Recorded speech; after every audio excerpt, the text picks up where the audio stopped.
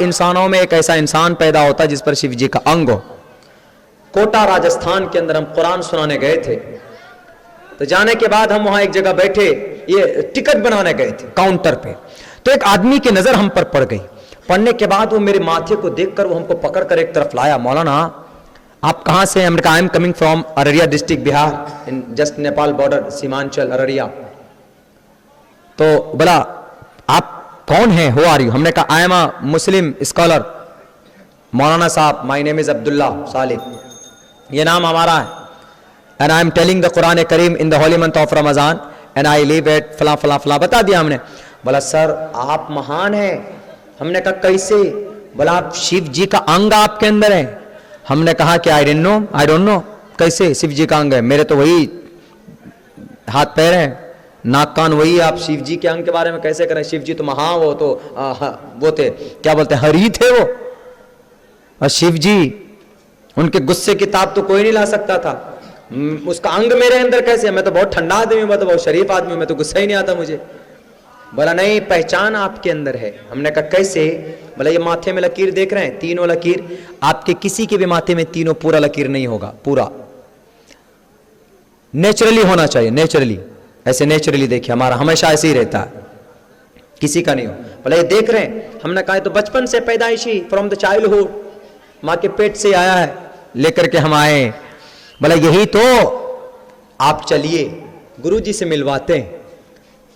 हमने कहा अगर चले जाएंगे तो क्या होगा? बोला सर अगर आपके बारे में पता चल जाए हमारे समाज के अंदर, हमारे कम्युनिटी के अंदर, कि भाई शिव जी के अंग वाले हमारे गुरु आ चुके हैं, शिव जी के अंग वाले व्यक्ति आ चुका है, तो यहां तो डुप्लीकेट शिव जी जो बनकर बैठते हैं तो लोग उनको पूजते हैं, आप तो असली वाले हैं, तो आपके सर से पैर तक पूरे पूरे बदन को दूध से नहाकर वो दूध को पिएंगे,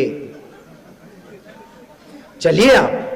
हमने कहा अरे भाई ये तो बहुत दिल के अंदर सोचा, बहुत बड़ा सौदा, लेकिन हम सोचे गए पूरे कपड़े उतारने होंगे और बिठा देंगे वो। ये तो कॉन्सेप्ट देखिए कैसा, और वो करते हैं ऐसा, यानी वो अपने गुरुओं को, अपने साधु संतों को वो लोग इतना मानते हैं, इतना मानते हैं कि आप तसव्वुर नहीं कर सकते, इतना मानते हैं। हमने कहा भाई मैं तो भी नमाज पढ़ने जा रहा हूं, कल इसी टाइम यहां आइएगा तब मैं जाऊंगा। हम किसी तरह पीछे छोड़ा के भागे।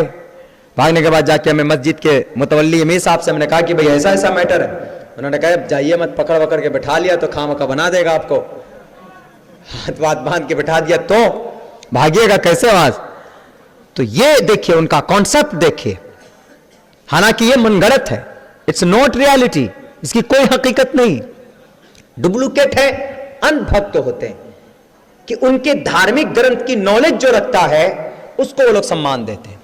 हम लोग तो नहीं देते, हमारे धार्मिक नॉलेज उलमा लोग रखते हैं, हम लोग तो इतना नहीं देते हैं, लेकिन वो लोग देते हैं, इतना देते हैं, इतना देते हैं। एक मरतबा पिछले साल की जस्ट बात, पिछले साल नहीं बल्कि 2-3 महीना पहले की बात है, हमारे एक केस हुआ, केस हमारे यहाँ एक केस आया वो महाराष्ट्र से, क्योंकि हम सियासी फील्ड में है, आप लोग दुआ कीजिएगा, तो हम इलेक्शन लड़ने के लिए जा रहे हैं, 4-6 मिनट बाकी और रह गया, बुला लीजिए, आ रहे हैं। तो एक केस आया बहुत बड़ा महाराष्ट्र से, तो हम तो थाना माना जाते नहीं है, हम गए, जाने के बाद टोपी दाढ़ी ऐसे थे, और एक हमने अपने जैसे एक और को ले लिया, और वो एक लड़की थी, कोई मैटर था अफेयर वगैरह का, शादी वादी का कोई मैटर था। तो हम गए, हमने जाने के बाद कहा सर इसका FIR हुआ है, इसकी जरा कार्रवाई कर लीजिए।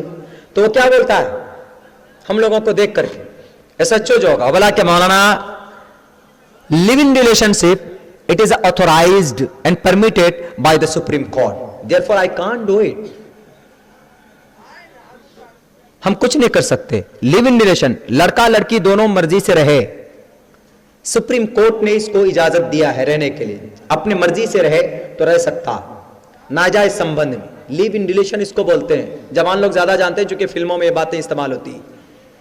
लिव इन रिलेशन मतलब नाजायज संबंध में रहना बिना निकाह के, इस्लाम में इसकी कोई हैसियत, कोई इजाजत नहीं है, लेकिन सुप्रीम कोर्ट ने इसकी इजाजत दी।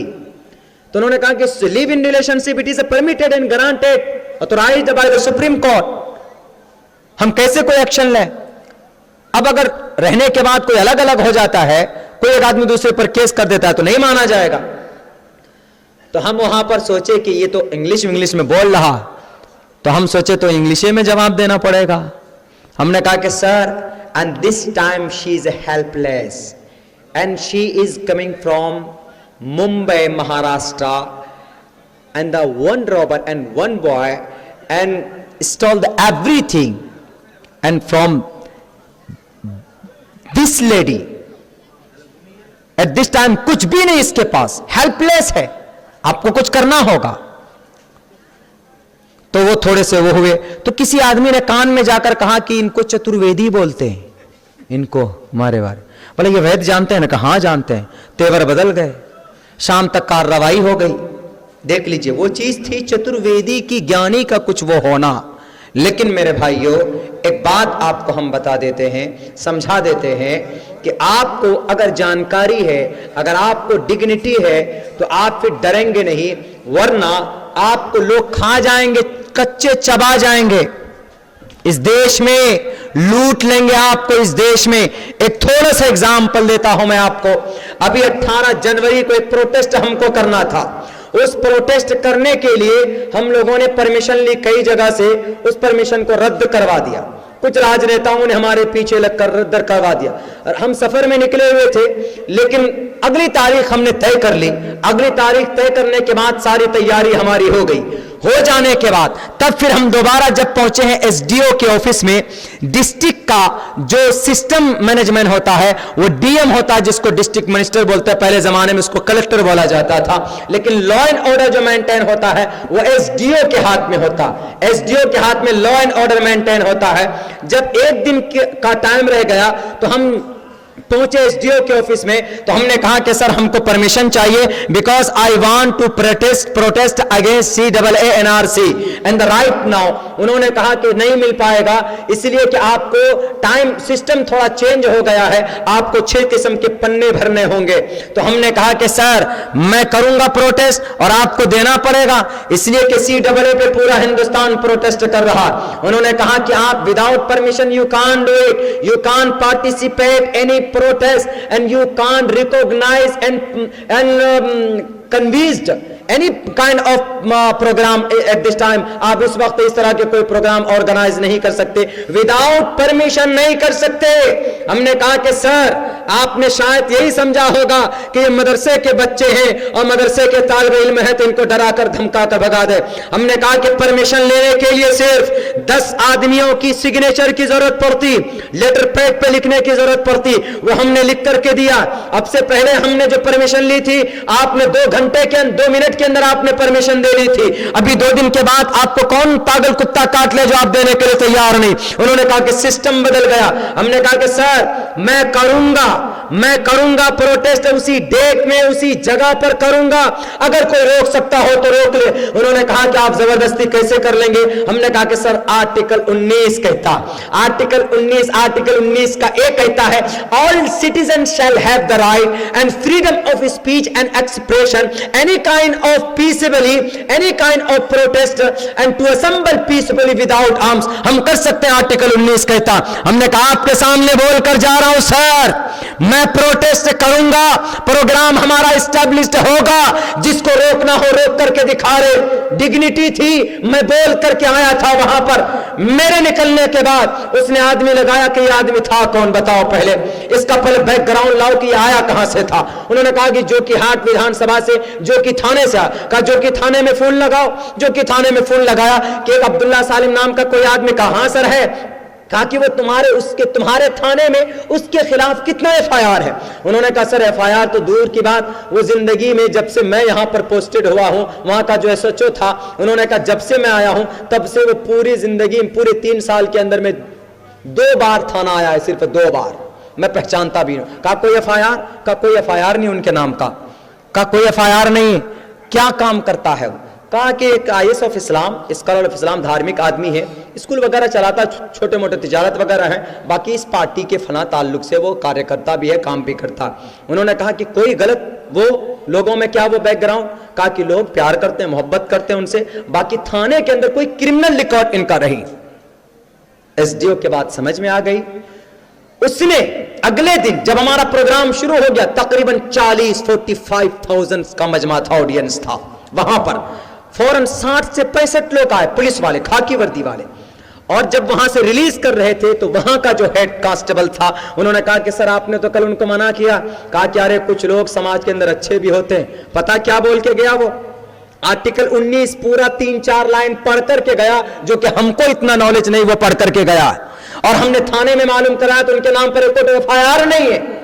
तो आदमी ऐसा वैसा होगा नहीं, थाने में नहीं जाता तो इसका मतलब यह नहीं कि वो क्रिमिनल है। थाने में नहीं जाता, क्रिमिनल रिकॉर्ड नहीं है। जब वो अच्छा काम कर रहा है, वो तो आया था हमारे लिए परमिशन लेने के लिए, परमिशन हमको देना था, लेकिन प्रेशर एमपी साहब का था। तो इसलिए हमने बहाना किया कि भाई 6-7 पन्ने का पेज भरना होगा। लेकिन उसको जानकारी थी, अगर यहीं पर आम जनता होता तो ढेर हो जाता। जानकारी थी, पूरा आर्टिकल पढ़ करके गया है। उसकी मदद करना और ऐसे आदमियों की मदद करना हमारी दायित्व है। 60 लोगों की पुलिस वालों की टीम पहुंच गई। हमने कहा सर अरेस्ट करना है। बोला नहीं सर, एसडीओ साहब ने भेजा है, आपकी रक्षा के लिए प्रोग्राम कीजिए। यह है जानकारी का फायदा। बहुत बहुत शुक्रिया आप लोगों को। अभी हजरत शेख को आप लोगों को सुनना है, समाअत करना है। प्रोग्राम डेली नहीं होते हैं, 2 बजे तक का टाइम हमको मिला था। अल्लाह ने बड़ी आसानी के साथ आप लोग यहाँ बैठे हिम्मत दी, इस्तिकामत दी, बड़ी आसानी के साथ ये प्रोग्राम यहाँ तक चला। इंशाअल्लाह आगे भी चलेगा। लेकिन एक बात मैं कहता हूँ, अल्लाह की शरीयत को मजबूती से पकड़े और मौजूदा वक्त में हिंदुस्तान के संविधान की भी जानकारी हासिल कीजिए। अगर करेंगे तो कोई आपके सामने टिक नहीं पाएगा। हम धर्म की बात नहीं बल्कि संविधान की बात हम करते हैं। संविधान की बात करेंगे इंशाअल्लाह। और किसी के माँ ने वो बच्चा पैदा नहीं किया है जो इस देश से मुसलमानों को CAA-NRC के नाम पर यहाँ से निकाल कर बाहर फेंकने का काम करे। क्यों? संविधान जिंदा है, अभी गांधी की सोच जिंदा है और ह्यूमैनिटी जिंदा है, रिस्पॉन्सिबिलिटी हर इंसान की जिंदा है। इंशाअल्लाह मरते दम तक हम इसी जमीन पर रहेंगे, आने वाली नस्ल यहीं पर रहेगी, लेकिन ये करप्ट गद्दार लोगों का खात्मा होगा संवैधानिक एतबार से। बहुत बहुत शुक्रिया। आखिर दावाना अल्हम्दुलिल्लाह रब्बिल आलमीन।